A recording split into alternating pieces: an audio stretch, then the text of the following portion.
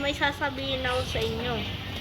Pag itong shirt na to nakaabot ng 1K, Kahit kakainin niya yung ay, rocket note. hindi guys, hindi yon. Pag itong isang shirt na to nakaabot ng mga 1K plus ganon, magfe-face reveal ako at kakainin ko ang no. Kakainin ko Spin float. ay hindi ako kakain Falcon. ay ganon.